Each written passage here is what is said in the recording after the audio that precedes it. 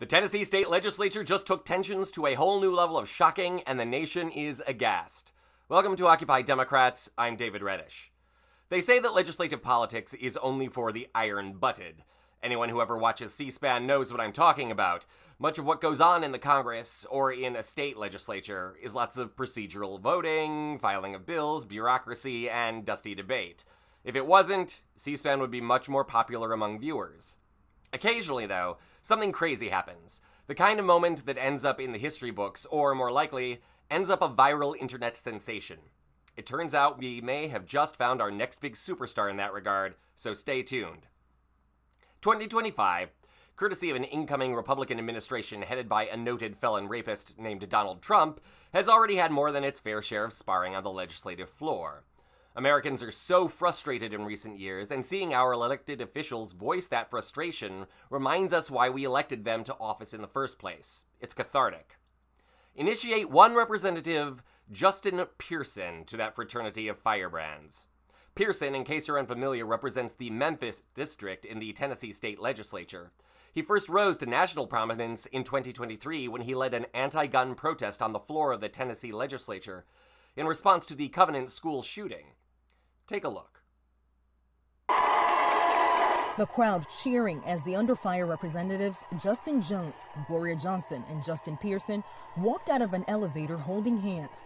Pearson later raising his fist in solidarity with the demonstrators. Jones, Pearson, and Johnson, who represent Nashville, Knoxville, and Memphis, Tennessee's three largest cities, joining demonstrators last week calling for stricter gun laws. The Republican leadership blocking them from addressing the protest on the House floor, saying it was a violation of decorum. But the three Democrats persisted, using a bullhorn, sparking a security incident. Committed no crime. We did nothing but came to this floor to say we need to listen to the constituents who are asking for us to end gun violence. We need to listen to the constituents who are asking for us as they chanted to do something. And that is not a crime. A shakeup at the Tennessee state capitol after Republican members of the legislature vote to expel two Democrats, including Memphis's Justin J. Pearson. No matter what happens, I'm all right. But I want y'all to know who remain, that each of you have an obligation to stop turning the people's house into your own club. Don't worry. Just 6 days after his expulsion, the Shelby County Board of Commissioners appointed a new representative to serve in Justin Pearson's place. Justin Pearson. So the man got his job back, much to the chagrin of his Republican rivals. In case you hadn't gleaned, gun violence is a subject very important to Representative Pearson. He lost his brother to a gun-related suicide. No wonder, then, that Pearson had sponsored a new bill in the Tennessee legislature to reinstate permits for guns. Yes, at present, nobody in Tennessee is required to have any kind of permit to own a firearm. What could possibly go wrong? Wednesday, when defending the bill in committee, this is what happened. Now, this is a longer clip, so make sure to watch all the way to the end for the full impact.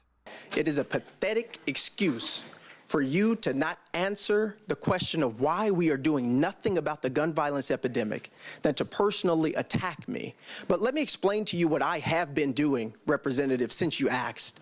My brother, Temperance Darnell Pearson, one of the loves of my life, passed away from gun suicide on December 1st of 2024.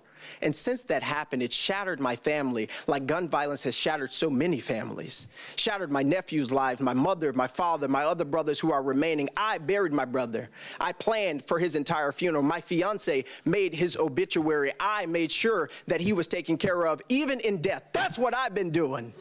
But also, not just that, I went to all of my nephew's schools. I met with their principals and their teachers to ensure that they are okay. I gave them and made sure that they had grief counseling and that they're seeing a psychiatrist. That's what I've been doing. And while you're talking about hard work, you need to realize that our job is not just in this state house with these marble floors. Our jobs are on the streets and in the communities that we serve. And so while you've been here passing bills that have been hurting transgender children, while you've been here passing bills that have been hurting the poor, hurting the marginalized, hurting the disenfranchised, while you've been here passing bills that have not ended poverty, while you've been here passing bills that have not helped people who need Medicaid expansion, while you've been here doing the hard work of making sure that our state is not the state that it can be, because you have decided. Representative Pearson. Reality of our situation is only to be. Representative Pearson. While you've been here doing that, I've been living in my community. Representative Pearson.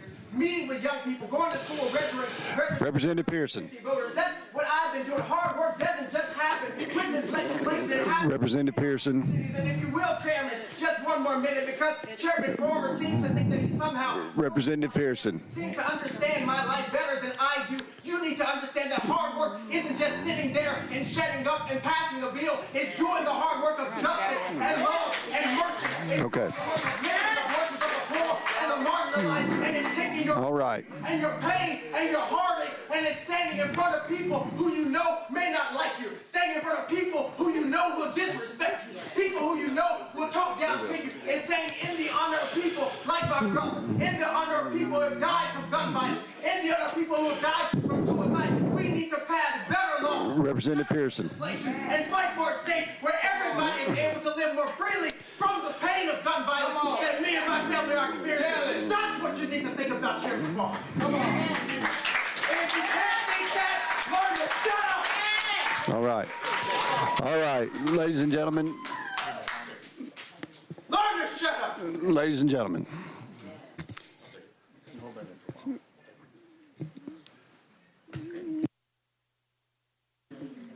Chairman Farmer, briefly. Thank you, Mr. Chair. Representative Pearson, it seems that it's very common in your party when you disagree with a comment, and I was not disrespectful to you, that you resort to yelling. Basically, everything you just told me, you just did. I have a family. I've made sacrifices every year. Representative Pearson. Ladies and gentlemen, we're going, ladies and gentlemen, Mr. Representatives, does anyone wish to change their vote? Mr. Clerk, take the vote. Mr. Chairman, you have 2 ayes, 7 nays. The noes prevail. House Bill 1392 fails. No, sir. 5-minute recess.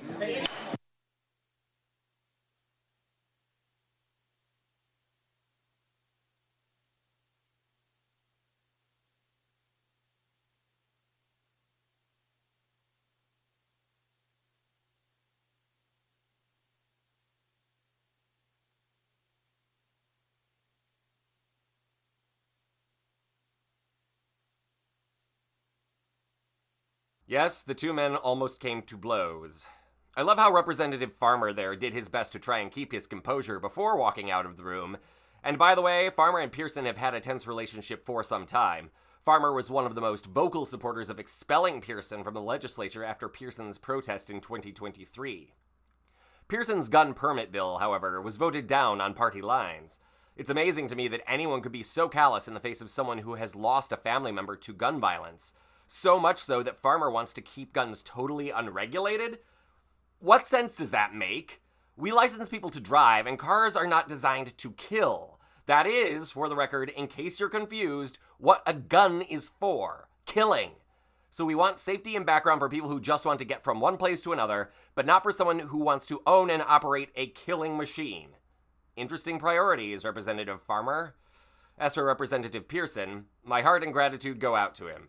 It can't be easy going back to work in the legislature after everything that has happened to him personally and professionally, and yet he's still keeping up the good fight. Let that be an example to us all. Let every setback towards justice, equality, and a more perfect union be a motivator. Keep up the fight. This is Occupy Democrats.